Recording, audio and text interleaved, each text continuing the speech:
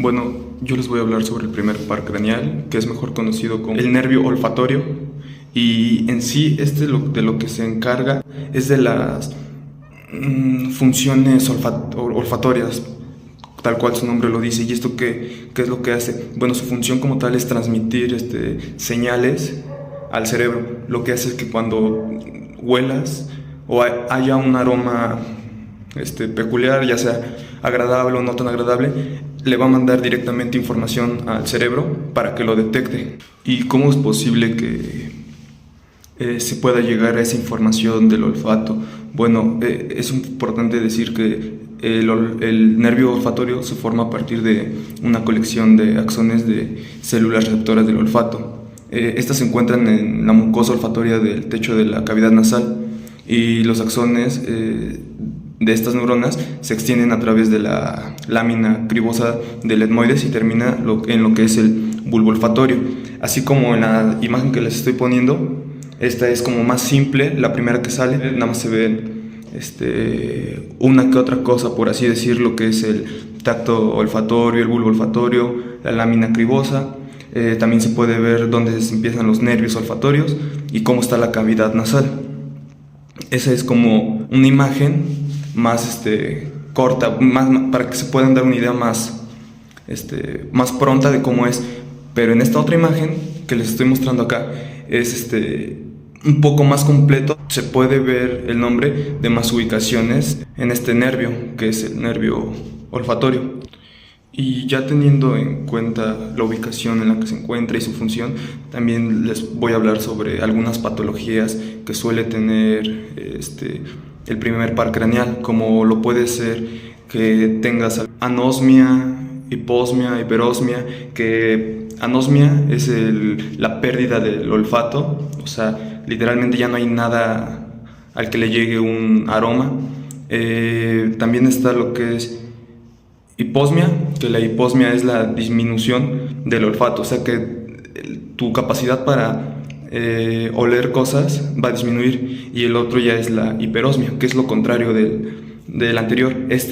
Hace que el aroma sea el doble, por así decirlo, aumenta demasiado su capacidad para poder olfatear las cosas. Hablaremos del segundo par craneal óptico. ¿Para qué sirve? Sirve para transmitir la información visual desde los ojos hasta el cerebro. Al igual que su función, es esencial para la visión, ya que permite que el cerebro interprete las señales luminosas captadas por la retina y las convierte en imágenes. Al igual que su ubicación, es desde la retina del ojo, que pasa por la órbita a través del agujero óptico y llega al quiasma óptico en la base del cerebro, y sigue hacia las áreas visuales en el lóbulo occipital, ya que la órbita, cada persona tiene dos órbitas oculares, una para cada ojo, y en estas cavidades no solo contiene el ojo, sino que también los músculos, nervios, vasos sanguíneos y grasa, que permite el movimiento y el funcionamiento del ojo. A continuación, en esta imagen se puede quedar un poco más claro en dónde podemos encontrar el nervio óptico, como también el iris, la pupila, el cristalino, la córnea, la esclerótica, etc. Ya que también podemos hablar un poco del agujero óptico, que atraviesa el conducto óptico, que viene siendo el agujero óptico, que está situado en la ala menor del hueso esfenoides dentro del cráneo. Al igual que este par está relacionado con otros nervios, que viene siendo el olfatorio, el óptico y el facial, y se dedican a la entrada de información sensorial. Y su funcionalidad principal del nervio óptico es permitir la visión al transportar las señales visuales desde los ojos hasta las áreas del cerebro encargadas de interpretar señales. Al igual que en algunas patologías que afectan el par craneal, segundo es el nervio óptico, que pueden comprometer la visión y están asociadas con diversos trastornos neurológicos y oftalmológicos. Al igual que podemos tener alteraciones del campo visual, que viene siendo lesión de un nervio óptico, lesión de la cintilla óptica, lesión de las radiaciones ópticas, lesión unilateral de la corteza calcarina, lesión bilateral de la corteza calcarina y entre otras más. Tercer par oculomotor. El par oculomotor, o mejor conocido como tercer par craneal, es un nervio motor que lleva fibras parasimpáticas hacia el ojo para que se pueda controlar, acompañado de otros dos pares craneales, que son el cuarto par, que es el patético, y el sexto par, que es el abducen. Como tal, su función es el movimiento del músculo del globo ocular. Hace que podamos controlar el movimiento de los ojos, controla el parpadeo y el proceso de acomodación, que es por el cual el ojo se ajusta para enfocar objetos cercanos o lejanos. Se origina en el núcleo oculomotor del tronco del encéfalo y se extiende hacia adelante y hacia arriba, pasando por el agujero óptico, llegando a los músculos oculares. Básicamente es en general con todos los músculos del ojo. Con la presentación del nervio troclear o patético, que es el cuarto par craneal. Este par craneal nos permite ver hacia abajo y hacia adentro. Digamos, esa mirada que hacemos cuando subimos algún escalón, y comenzaremos por el origen. El origen real del cuarto par craneal es el núcleo motor del cuarto, que se encuentra en el mesencéfalo, a nivel del colículo inferior. Es aquí donde nacen las fibras ESG, que son diferentes somáticas generales. Quiere decir que conducen información motora al músculo oblicuo superior, que es un músculo extraocular. En cuanto a su origen aparente, tenemos parte inferior del colículo inferior en el mesencéfalo dorsal.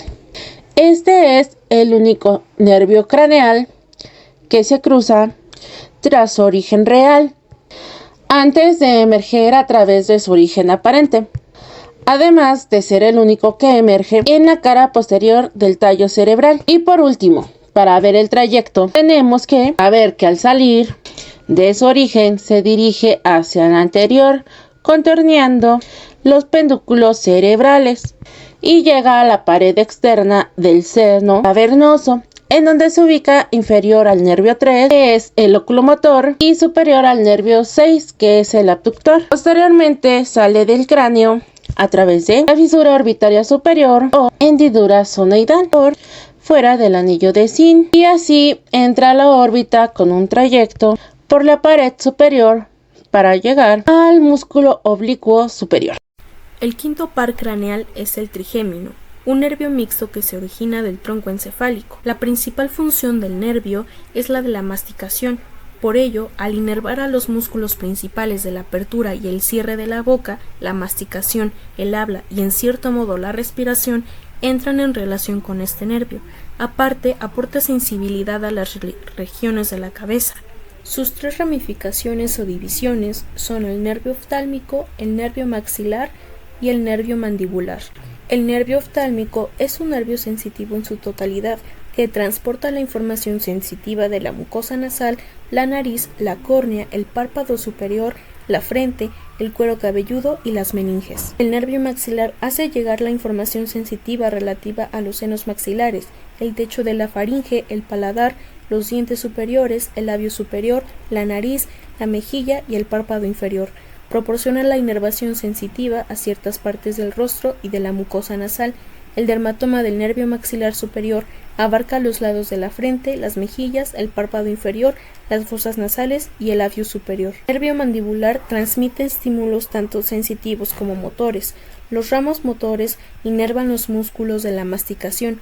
Los ramos sensitivos inervan el tercio inferior de la cara, a excepción del ángulo mandibular. La neuralgia del trigémino es una afección que causa dolor intenso similar a una descarga eléctrica en un costado de la cara.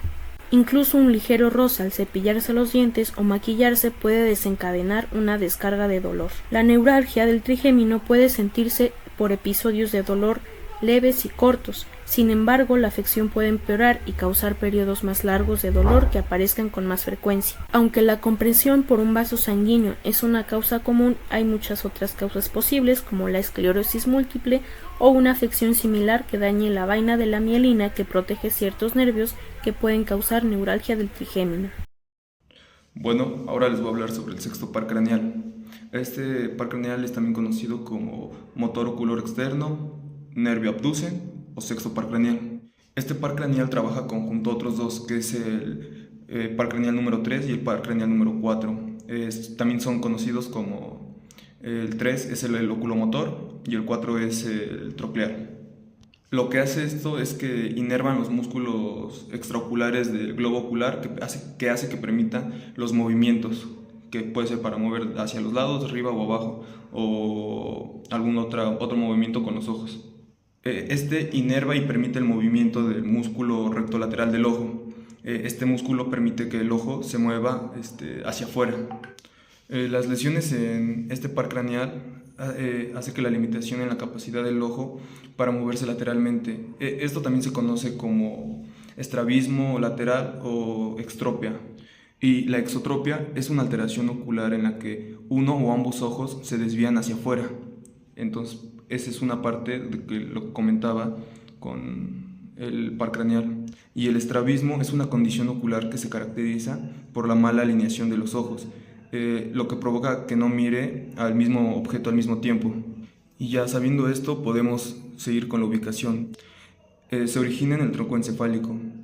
Para ser más específico, está en el puente, que es una parte del tronco encefálico y se sitúa entre la médula oblongada y mesencéfalo. Hablaremos del nervio abducen, también conocido como motor ocular externo o sexto par craneal, ya que junto con los nervios oculomotor y troclear inervan los músculos extraoculares del glóbulo ocular, y ya que su función inerva y permite el movimiento del músculo recto lateral del ojo, y que ese mismo músculo permite que el ojo se mueva hacia afuera. Como podemos ver en esta imagen, se puede ver más sobre el recto superior, el recto externo, el recto inferior y el recto interno, entre los demás.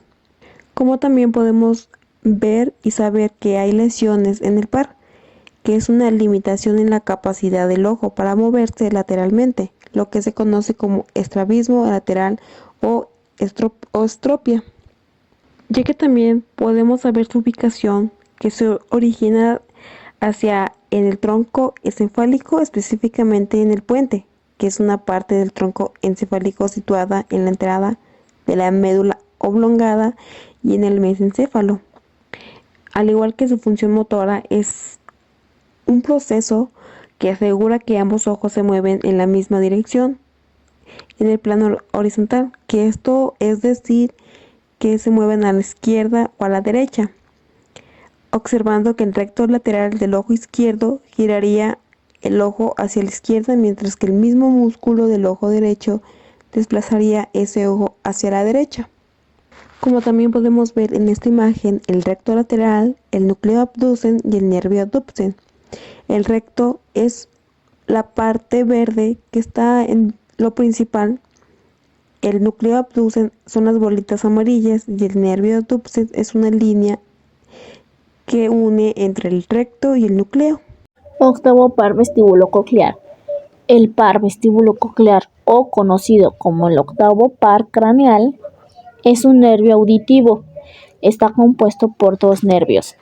El primer nervio, que viene del aparato vestibular y es el encargado del equilibrio, y el segundo nervio coclear, que viene de la cóclea, que es el encargado del impulso auditivo, se origina en el núcleo coclear y vestibular del tronco del encéfalo y se extiende hacia el oído interno, pasando por el agujero auditivo interno. Básicamente, su función es la audición y el equilibrio o orientación espacial. Permite que podamos tener la percepción del sonido y también transmite señales permitiendo la percepción del equilibrio y la orientación. El nervio glosofaringeo, que es el noveno par craneal, es un nervio mixto sensitivo sensorial, motor y vegetativo.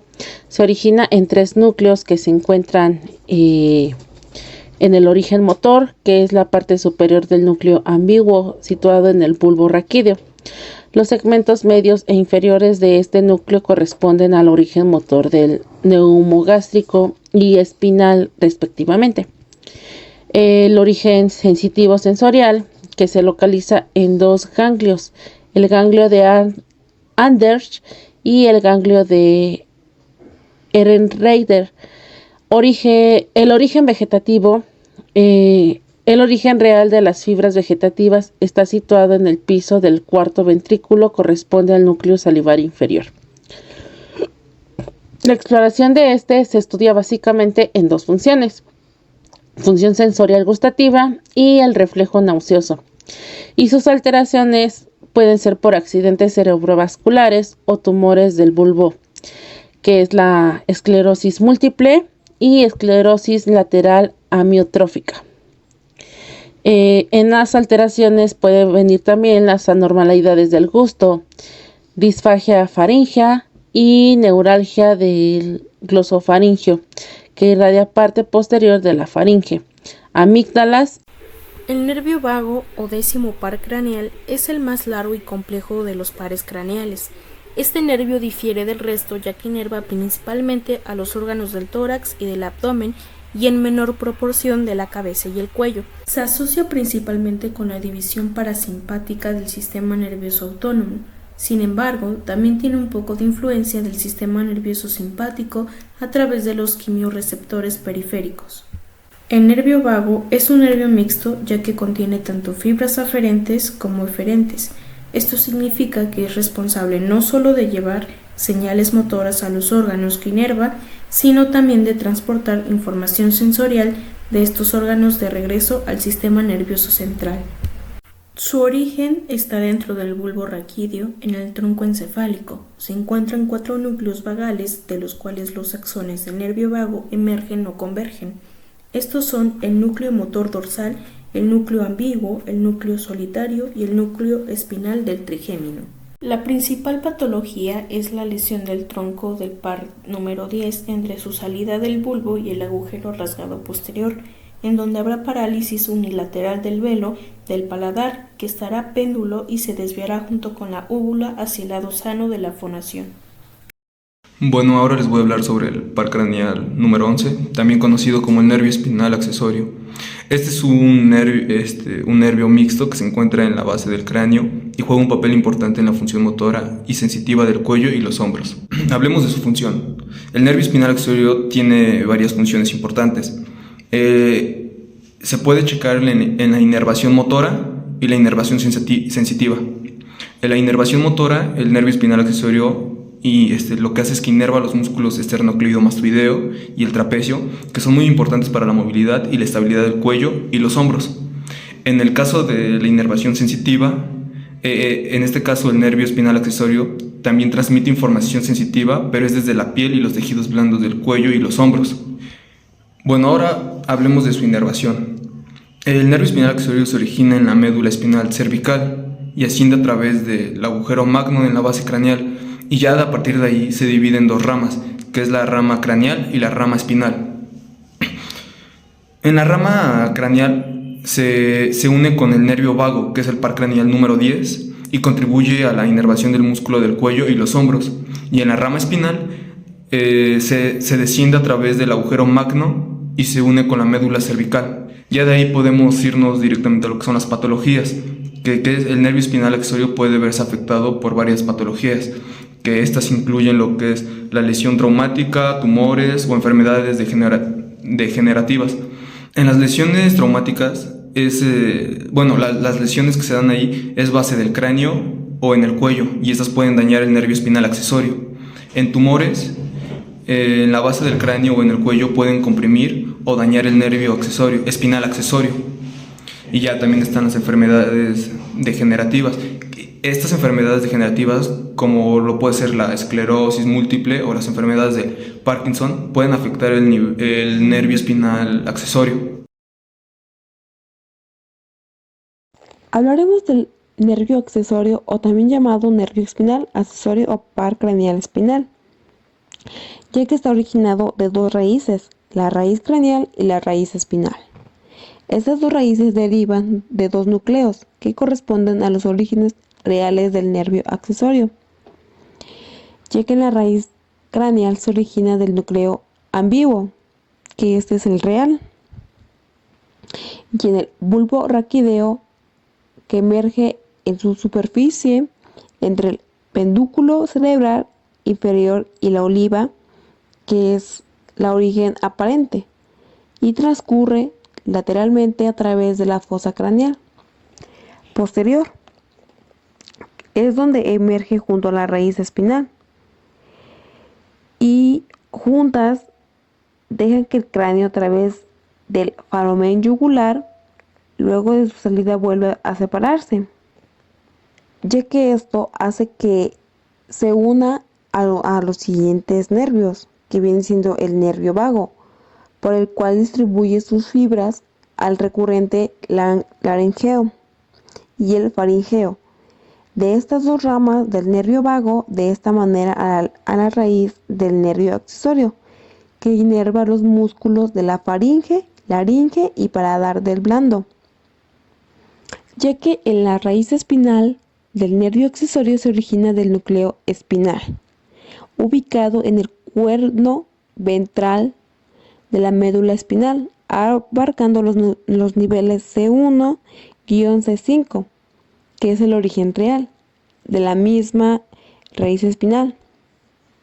Y la raíz espinal entonces asciende o ingresa a la fosa craneal posterior a través del foramen mango. Aquí que se une a la raíz craneal y juntas dejan que el cráneo por medio del foramen yugular, que ya se había mencionado anteriormente, que esas raíces se separan luego de pasar por el foramen yugular, ya que ahí pasa a través del triángulo posterior del cuello y termina su trayecto inervando al músculo trapecio, ya que en esta imagen podemos mostrar las raíces del nervio accesorio emergiendo del bulbo raquídeo y de la médula espinal, de ambas, que pasan a través del foramen yugular. Luego la raíz craneal se separa en la forma del ramo comunicante con el nervio vago y del nervio accesorio, que se une al nervio vago.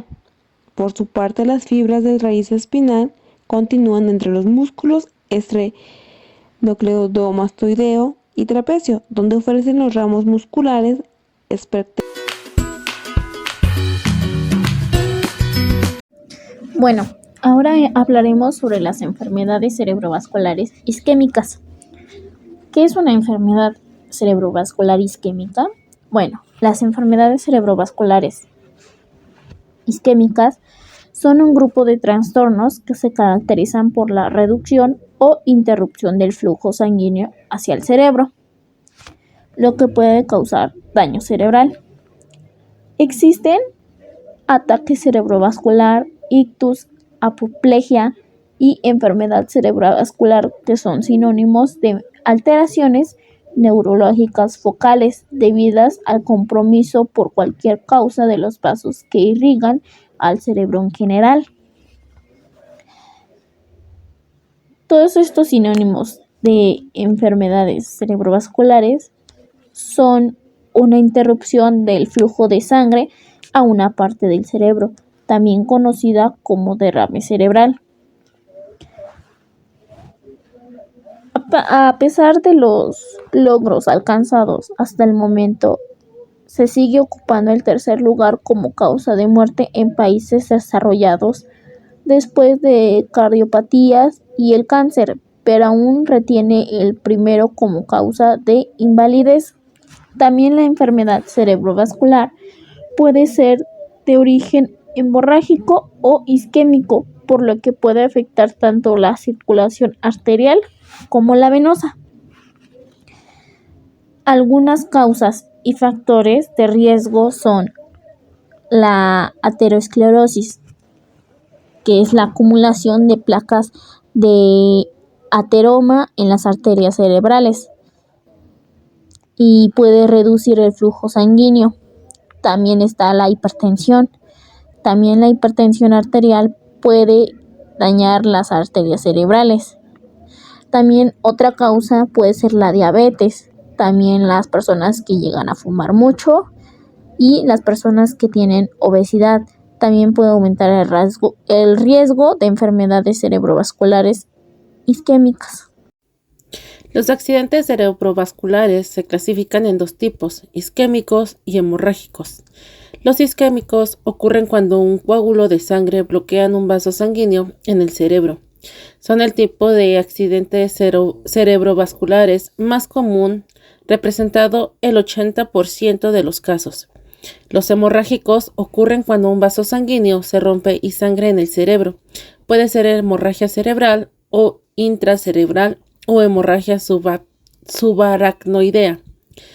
Los accidentes cerebrovasculares son una emergencia médica que pueden causar daño cerebral permanente, discapacidad a largo plazo o, en ciertos casos, la muerte. Los isquémicos se clasifican en trombóticos, embólicos y por subtipos. Clasificación trombótica y embólica. Dentro de los isquémicos trombóticos se producen por un coágulo de sangre que bloquea un vaso sanguíneo del cerebro. Los accidentes cerebrovasculares isquémicos embólicos se producen por un coágulo de sangre que viaja por el torrente sanguíneo y bloquea un vaso sanguíneo del cerebro. Su clasificación por subtipos. La clasificación TOAST identifica 5 subtipos de accidentes cerebrovasculares isquémicos.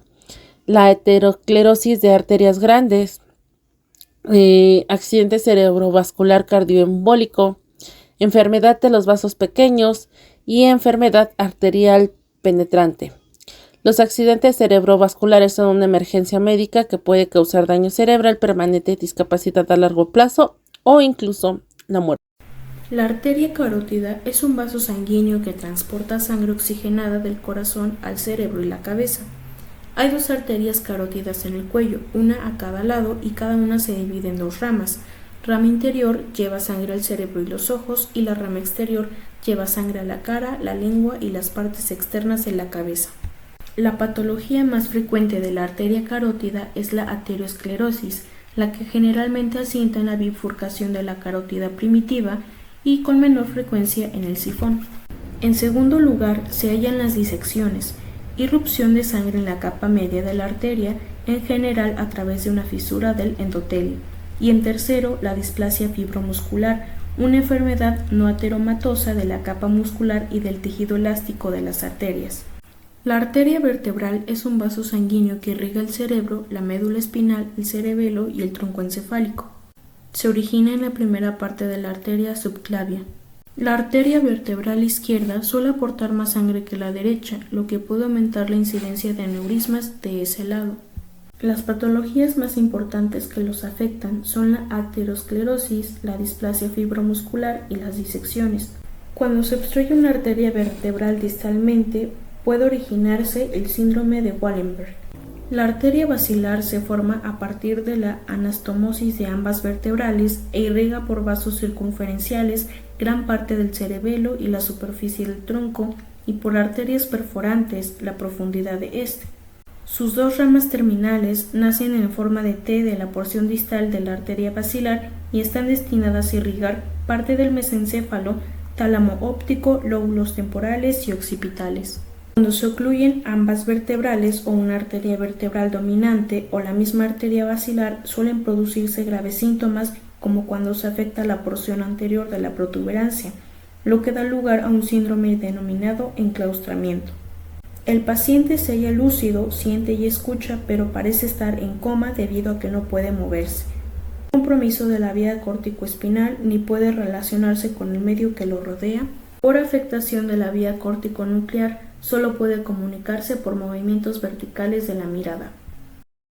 Bueno, ahora les voy a hablar sobre las enfermedades que afectan las arterias circunferenciales de la corteza cerebral. En esto se puede ver las arterias cerebrales anteriores, las arterias cerebrales medias o las arterias cerebrales posteriores. Y realmente todas las enfermedades que se pueden llegar a encontrar son muy similares en lo que puede llegar a pasar, porque por ejemplo, si llegas a tener asterosclerosis cerebral, que es una enfermedad vascular, va a haber acumulación de placas de grasa en las paredes de la arteria. Y esto lo que hace es que puede reducir el flujo sanguíneo y aumenta el riesgo de accidentes. También hay enfermedades cerebrovasculares, como lo puede ser un infarto cerebral. Esto afecta las arterias cerebrales, ya que lo que hace es que haya una reducción de flujo sanguíneo, y lo que puede causar es un infarto cerebral, y esto pueda tener consecuencias permanentes. También tienen como enfermedades algunas enfermedades degenerativas, como puede ser el Alzheimer o el Parkinson, porque en el Alzheimer lo que hace es que puede causar daños a las paredes de la arteria cerebral, y esto va a reducir el flujo sanguíneo. Otras enfermedades que también se pueden encontrar o se pueden tener en esto es como la hipertensión o la diabetes, ya que la hipertensión puede causar daños a las paredes igual y aumenta el riesgo de un ACV.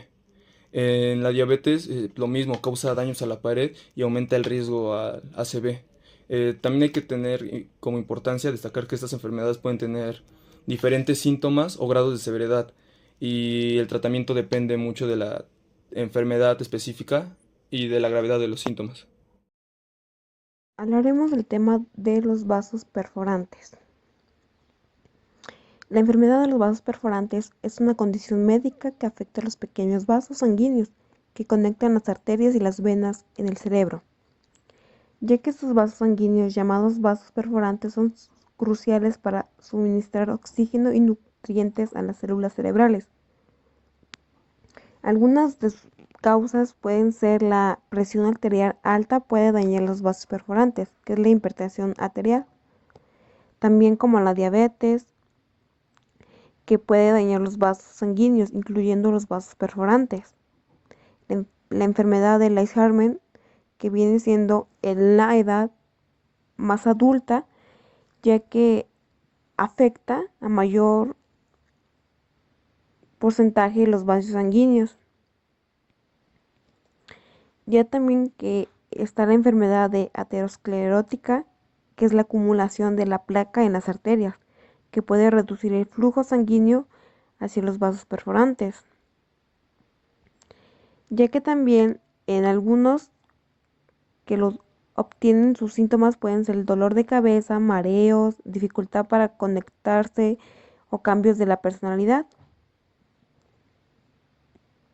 Y algún tratamiento puede ser el control de la presión arterial, control del azúcar en la sangre y, en algo más mayor, una cirugía.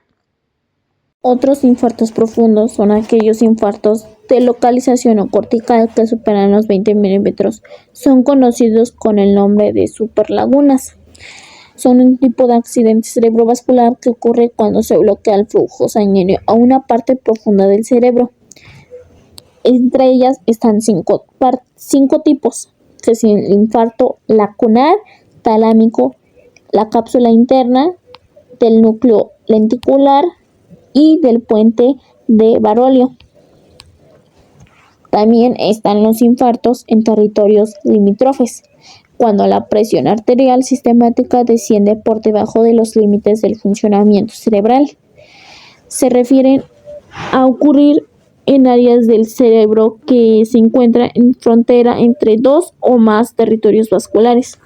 Estos infartos pueden ser causados por la oclusión de una arteria que suministra sangre a múltiples territorios cerebrales. Sus características son la localización, su causa y su síntoma. También están los tipos de infartos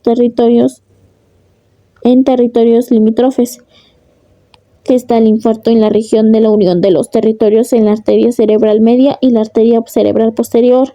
El segundo, infarto de la región de la unión de los territorios de la arteria cerebral anterior y la arteria cerebral media. Y el tercero, infarto de la región de la unión de los territorios de la arteria cerebral posterior y la arteria basilar.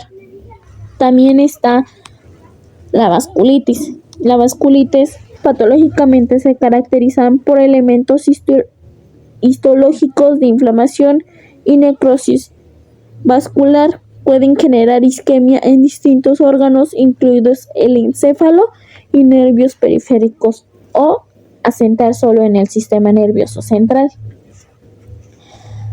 También la vasculitis es una inflamación de los vasos sanguíneos que puede afectar cualquier parte del cuerpo. Puede ser causada por una variedad de factores, incluyendo infecciones, reacciones alérgicas, enfermedades autoinmunes y exposición a toxinas. Y existen 4 tipos, que son la vasculitis sistemática, localizada, primaria y secundaria. Ahora, y por último, hablaremos de la trombosis venosa cerebral. Constituye que es una condición médica en la que se forma un coágulo de sangre en las venas del cerebro. Esto puede causar una obstrucción del flujo sanguíneo y llevar daño cerebral. Sus causas puede ser la coagulación, que es anormal, puede ser causado por factores genéticos o adquiridos, como la presencia de anticuerpos o antifosfolípidos. La segunda son infecciones, como la meningitis o la encefalitis, que puede causar inflamación y daño en las venas cerebrales. La tercera es el trauma craneal. Puede causar daño a las venas cerebrales y aumentar el riesgo de trombosis venosa cerebral. Otra es el cáncer, que puede causar coagulación sanguínea anormal y aumentar el riesgo. Y por último es el embarazo y puerperio. Y el embarazo y el puerperio pueden aumentar el riesgo debido a cambios en la coagulación sanguínea. Los factores de riesgo para la enfermedad cerebrovascular incluyen presión arterial alta, colesterol alto, diabetes, obesidad, tabaquismo, inactividad física, consumo excesivo de alcohol, uso de drogas ilícitas, apnea obstructiva del sueño, enfermedades del corazón. Algunos de estos factores son modificables mientras que otros no. Los factores de riesgo modificables como el tabaquismo, controlar la diabetes, controlar la presión arterial y controlar el colesterol. Y los factores de riesgo no modificables son la edad, el sexo, raza y etnicidad, historia familiar de accidente cerebrovascular, enfermedades como el cáncer, la enfermedad renal crónica y algunas enfermedades autoinmunitarias. La isquemia cerebral no fue considerada una emergencia médica hasta hace pocos años.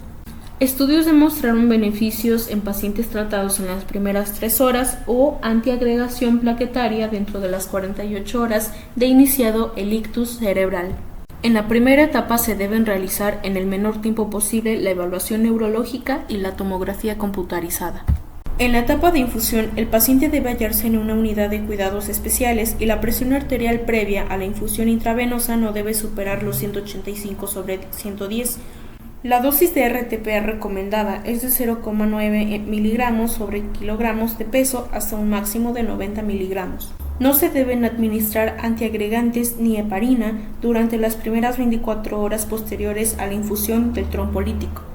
Otra posibilidad terapéutica para las primeras horas del evento vascular es el empleo de fármacos con efecto neuroprotector. En aquellos pacientes que no son posibles de tratamiento trombolítico, la aspirina es el único fármaco antiagregante plaquetario que ha sido evaluado en el tratamiento del ataque cerebrovascular agudo.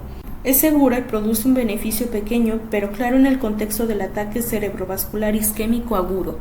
La hipertensión arterial, un factor de riesgo muy frecuente para ataques vasculares, se halla comúnmente elevada en los pacientes con isquemia cerebral.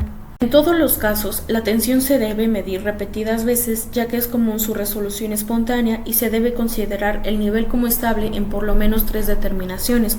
También en caso de actuar farmacológicamente, se deberá controlar con cuidado el efecto para evitar las acciones hipotensoras excesivas. En los estudios clínicos en seres humanos, el tratamiento muy agresivo con intención de normalizar los niveles no mejora la situación. Por lo tanto, es recomendable evitar el empleo de soluciones glucosadas, efectuar una monitorización repetida de la glucemia en los primeros días y tratar las elevaciones plasmáticas de glucosa superior a 150 miligramos sobre dl. En pacientes con trastornos cerebrovasculares hay 2 complicaciones respiratorias: embolia pulmonar y broncoaspiración. Se debe sospechar ante la aparición de disnea, hemoptisis y dolor torácico. En estos casos, la realización de estudios ventilación-perfusión puede ser de gran utilidad para confirmarlo. La identificación de disfunción vesical, esencial para evitar retenciones, infecciones urinarias y otras complicaciones renales, es indicación de sondaje intermitente o sonda Foley. Para la incontinencia son útiles los dispositivos colectores y los pañales. Así también la rotación del paciente cada 2 horas suele evitar estas complicaciones y también se pueden utilizar colchones de agua o neumáticos para este fin. Algunos autores recomiendan la utilización empírica de anticoagulantes como último recurso para estabilizar a pacientes con múltiples ataques isquémicos transitorios. La única indicación para el empleo de heparinas en el ataque cerebrovascular agudo generalmente aceptada es para la prevención de la trombosis venosa profunda. La anticoagulación oral por tiempo prolongado está firmemente indicada en la fibrilación auricular asociada con la valvulopatía y también en la fibrilación auricular no valvular. Bueno, ahora les voy a hablar sobre la prevención secundaria. En esto de la prevención secundaria podemos encontrar medicamentos plaquetarios que son como lo pueden ser la aspirina, ticlopidina o dipiridomina. Estos son medicamentos que se utilizan para prevenir la coagulación excesiva de la sangre y la formación de trombosis o algunos otros problemas como puede ser una isquemia cerebral. Y recordando que la isquemia cerebral es una lesión cerebral que se produce cuando el cerebro no tiene el suficiente sangre o no le llega bastante oxígeno. Y recordemos que esto pasa cuando hay saturación de probablemente grasa en las venas, lo que hace es que no lo va a dejar pasar bien, entonces puede haber problemas y complicaciones. Bueno, y hablando de la aspirina, su nombre científico es ácido acetilasalicílico y actúa como inhibidor en la síntesis de la tromboxana A2 y en las plaquetas. Este se recomienda combinar con otros medicamentos plaquetarios para pacientes que se someten a una angioplastía. El otro medicamento que es el ticlopidina, este se utiliza para reducir la probabilidad de sufrir un accidente cerebrovascular y también se puede administrar a personas que ya hayan sufrido un accidente cerebrovascular. Podemos pasar al otro que es dipiridamol. Su nombre comercial es Persantil y actúa dilatando los vasos sanguíneos que rodean el corazón. Ahora pasaremos con los hematomas intraparenquimatosos lobares. Si bien son más raros que los profundos o hipertensivos, en general, los hematomas intraparenquimatosos lobares son un tipo de hemorragia cerebral que ocurre dentro del tejido cerebral, específicamente en los lóbulos del cerebro. Existe una correlación entre las hemorragias lobares y la demencia, en especial la de la Alzheimer, debido a que esta se asocia con angiopatía amiloide. Los factores de riesgo para este tipo de hemorragias son la edad avanzada, el uso de anticoagulantes. También otras causas puede ser la hipertensión, que puede alterar o causar la ruptura de vasos sanguíneos en el cerebro. Aneurismas. Por segundo punto tenemos los aneurismas, que son dilataciones anormales de los vasos sanguíneos que pueden rupturarse y causar una hemorragia. También están las malformaciones arteriovenosas, las que son anomalías en la estructura de los vasos sanguíneos. Y por último están los tumores cerebrales, que pueden causar una hemorragia cerebral y comprimir los vasos sanguíneos. Como síntomas se presentan los dolores de cabeza, también los vómitos, las convulsiones, el déficit neurológico, y se puede diagnosticar por una tomografía computarizada, por una resonancia magnética o por la angiografía, y su tratamiento puede ser por una cirugía, por el manejo médico, que puede incluir administración de medicamentos, y por último la rehabilitación, que ayuda a que la persona pueda recuperar sus habilidades y funciones cognitivas y físicas. La angiopatía amiloide congofílica es una forma de angiopatía amiloide cerebral que se caracteriza por la acumulación de proteínas amiloides en las paredes de los vasos cerebrales. La tinción de rojo congo tiñe el amiloide de color pardo rojizo, por lo que también se denomina angiopatía congofílica. Es una patología neurológica que puede causar sangrado en el cerebro y demencia. En los síntomas tiene decaimiento cognitivo, hemorragia intracerebral, acuta sangramentos en el cerebro. Los simpatomiméticos, como las anfetaminas o las metafetaminas, pueden causar sangrado a los pocos minutos de la administración. La ubicación del hematoma es generalmente lobar. La angiografía digital suele mostrar segmentos de dilatación y de estrechez arterial. Las hemorragias asociadas al consumo de cocaína pueden ocurrir después de su ingesta oral, inyección intravenosa o inhalación. Estas hemorragias generalmente ocurren en la sustancia blanca de los hemisferios cerebrales y pueden ser múltiples. Los alcaloides de ergot pueden causar vasoconstricción, necrosis vascular en el periodo posparto y pueden producir una hemorragia parenquimatosa.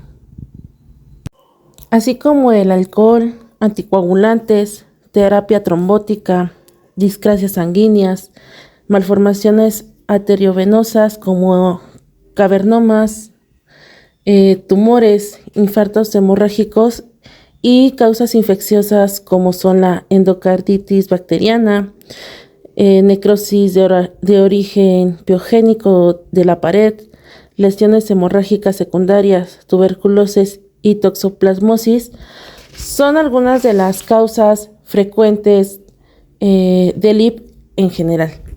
La causa no traumática más frecuente de una hemorragia subaracnoidea es la ruptura de un aneurisma saccular seguida por la ruptura de una malformación arteriovenosa o la extensión al espacio subaracnoideo de una hemorragia intraparenquimatosa profunda. Se calcula una incidencia de alrededor de 10 por cada 100.000 personas al año. El riesgo de ruptura aneurismática aumenta con la edad y su incidencia es mayor en mujeres y también en la raza negra. Aunque los aneurismas no son congénitos en sentido estricto, existe algún grado de predisposición genética para su formación, como ocurre en los trastornos del tejido conectivo, como la enfermedad de Ehlers-Danlos, el pseudoxantoma elástico y la displasia fibromuscular. El tamaño del aneurisma es importante para determinar el riesgo de ruptura, el cual es menor en los aneurismas menores de 3 milímetros de diámetro. El tabaco, la hipertensión arterial, el abuso del alcohol y tal vez los anticonceptivos orales son factores de riesgo para la HSA. En la mayoría de los casos se presenta como un episodio de intensa cefalia, de instalación aguda con signos meningeos y en ocasiones focales. Es raro que un aneurisma produzca dolor previo a la HCA, franca sin signos neurológicos, aunque se debe recordar las llamadas cefalias centinelas, que proceden a la ruptura de algunos aneurismas. En el momento en que se produce la HCA, hay un brusco aumento de la presión intracraneal que produce trastornos de conciencia en la mitad de los casos asociados con cefalias generalizadas.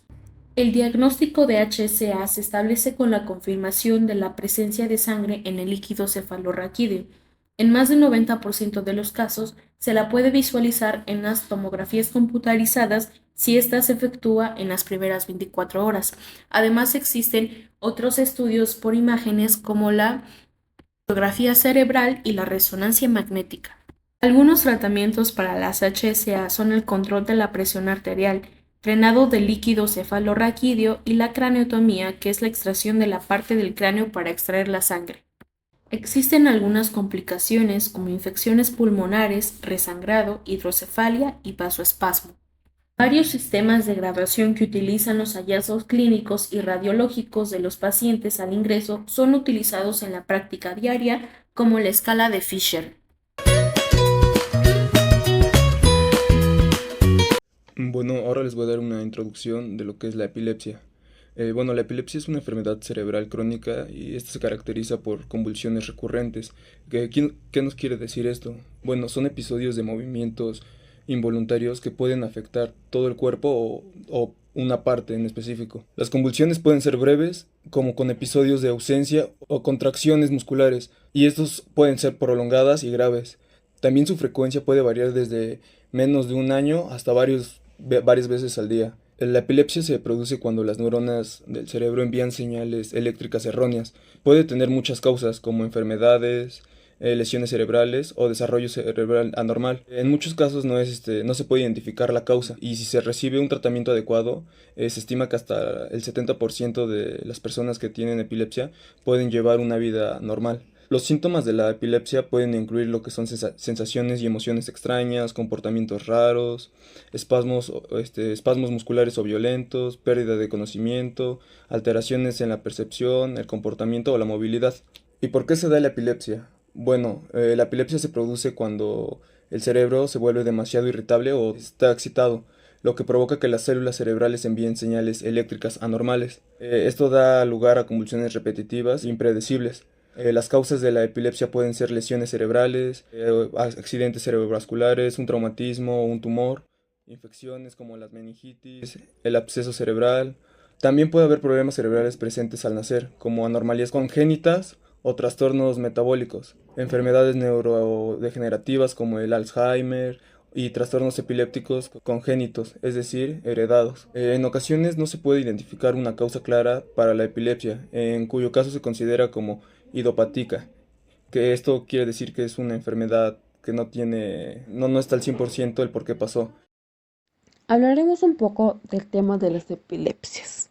La epilepsia es una enfermedad provocada por un desequilibrio en la actividad eléctrica de las neuronas de algunas zonas del cerebro, ya que esto se caracteriza por uno o varios trastornos neurológicos que dejan a una predisposición en el cerebro a padecer convulsiones recurrentes, que suelen dar lugar a consecuencias neurobiológicas, cognitivas y psicológicas, ya que en las crisis del tema de las epilepsias suelen ser transitorias, con o sin disminución del nivel de conciencia, o también con o sin movimientos convulsivos y otras manifestaciones clínicas. Como también la epilepsia puede tener muchas causas. Puede tener el origen de lesiones cerebrales de cualquier tipo, traumatismos craneales, secuelas de meningitis, tumores, etc. Pero en muchos casos no hay ninguna lesión, sino únicamente una predisposición de origen genético a padecer la crisis. Cuando no hay una causa genética o traumática identificada, se le llama epilepsia idiopática, y los genes desempeñan un papel de modulación del riesgo de que ocurra un episodio y también en la respuesta al tratamiento, ya que para tener un poco más acerca de la epilepsia o para diagnosticarla, se requiere conocer de los antecedentes personales y familiares, y por lo general se corrobora a un electroencefalograma, ya que esto se le hace prácticamente a toda la familia para saber de qué gen viene esa enfermedad de las epilepsias.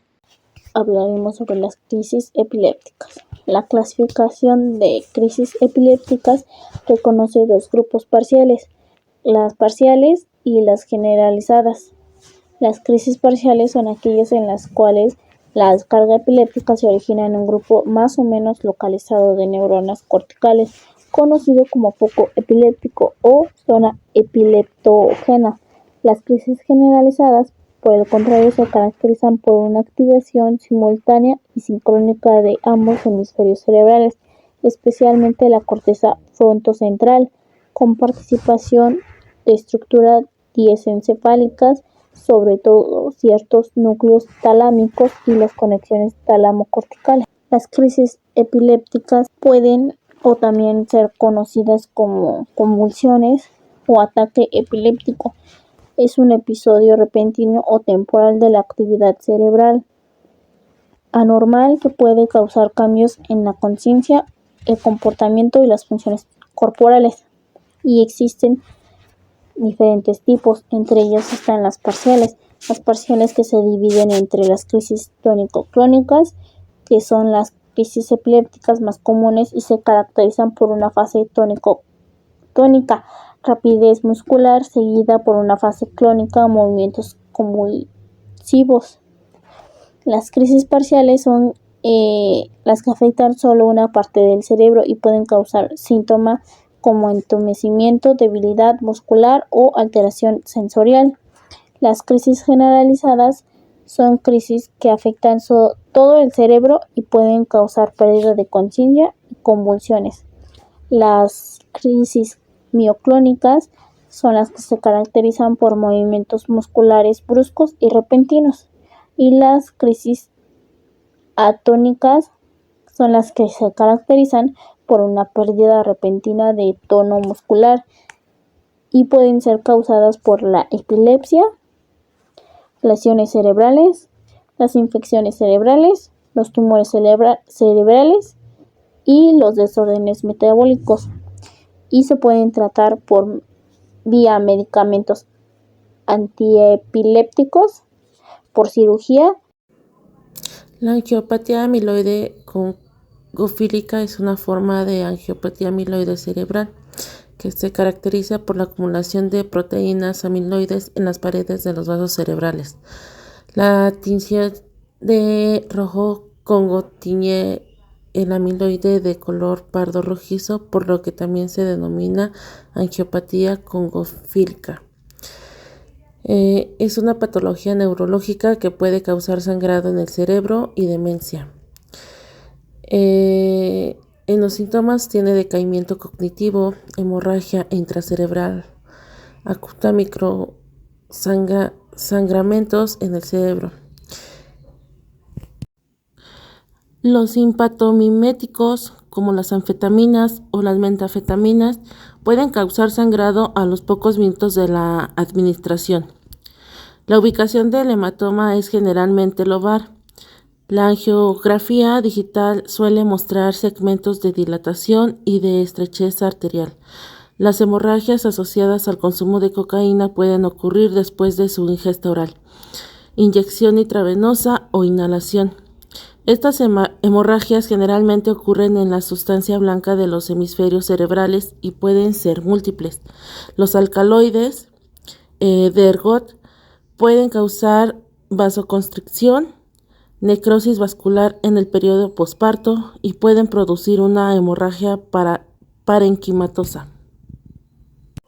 Así como el alcohol, anticoagulantes, terapia trombótica, discrasias sanguíneas, malformaciones arteriovenosas como cavernomas, tumores, infartos hemorrágicos y causas infecciosas como son la endocarditis bacteriana, necrosis de origen piogénico de la pared, lesiones hemorrágicas secundarias, tuberculosis y toxoplasmosis son algunas de las causas frecuentes del IP en general. Las ausencias se caracterizan por alteraciones breves de la conciencia, de comienzo y terminación súbitos, sin confusión postical. Durante la ausencia, la actividad se interrumpe y el sujeto presenta una mirada perdida durante varios milisegundos. Movimientos clónicos sutiles, como parpadeo rítmico y clonias faciales, son frecuentes. La duración promedio de las ausencias es de 10 segundos, rara vez exceden los 45 segundos. La frecuencia de ausencias es generalmente elevada y ocurren varias veces al día. Las crisis mioclónicas consisten de sacudidas musculares súbitas, breves y arrítmicas. Generalmente afectan el cuello y las extremidades superiores, pero pueden afectar los miembros inferiores o todo el cuerpo en forma evasiva. Las sacudidas musculares pueden ser leves o severas, simétricas o asimétricas. Cuando afectan los miembros inferiores, pueden provocar una caída. La duración de la mioclonía es tan breve que la conciencia no se altera y el sujeto es consciente de estas, por lo que puede describirlas en detalle.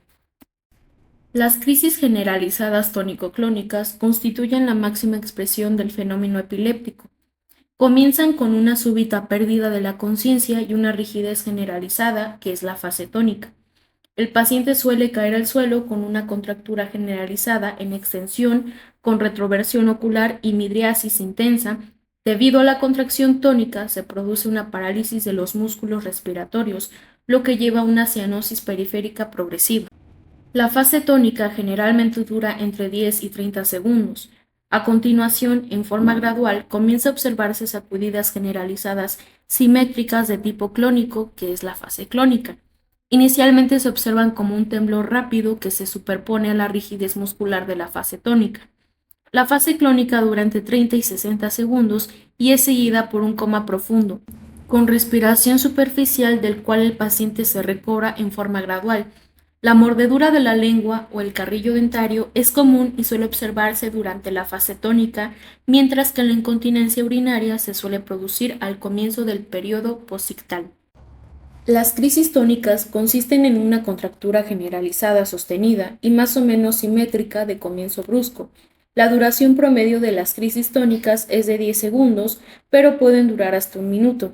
La intensidad es variable, desde una mínima contractura apenas perceptible hasta violentos espasmos musculares.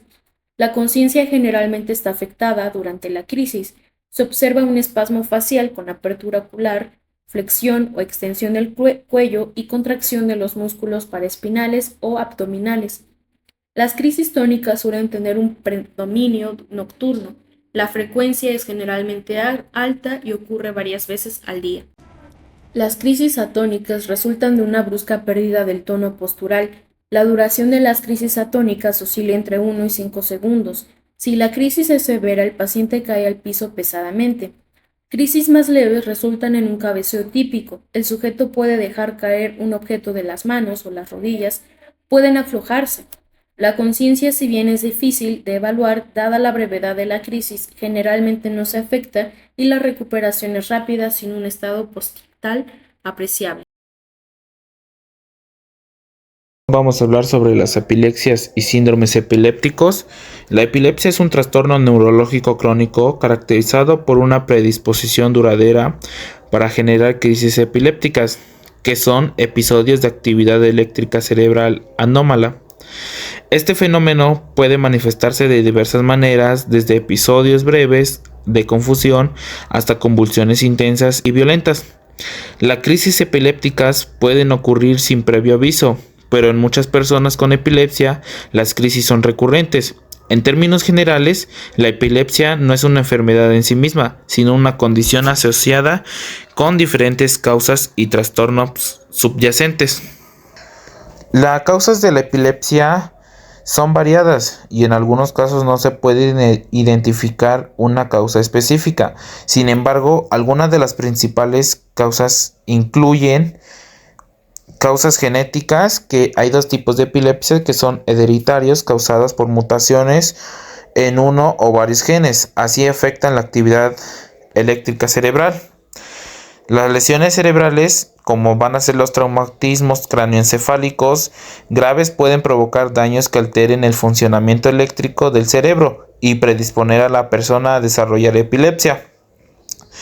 Enfermedades cerebrales, algunas condiciones médicas como infecciones como va a ser la meningitis, la encefalitis, tumores cerebrales, accidente cerebrovascular o malformaciones estructurales del cerebro pueden desencadenar crisis epilépticas. También va a tener lo que va a ser desórdenes metabólicos y trastornos de los neurotransmisores. Esto va a ser alteraciones en los niveles de sustancias químicas cerebrales, también pueden influir en la aparición de crisis. También va a tener factores externos, el alcohol, ciertos medicamentos, privación de sueño, hipoglucemia, entre otros. Pueden incluir crisis en algunas personas, aunque no necesariamente son indicativos de epilepsia en sí misma. Como anteriormente lo hemos visto, va a haber clasificaciones de las crisis epilépticas.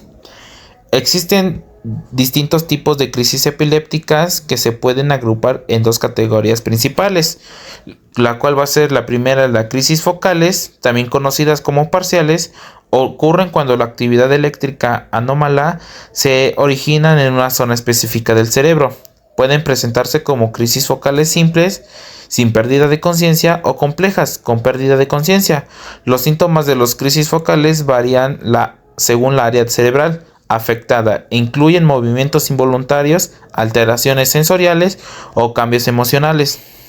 El segundo va a ser crisis generalizadas. Son aquellas que afectan ambos hemisferios cerebrales desde el inicio.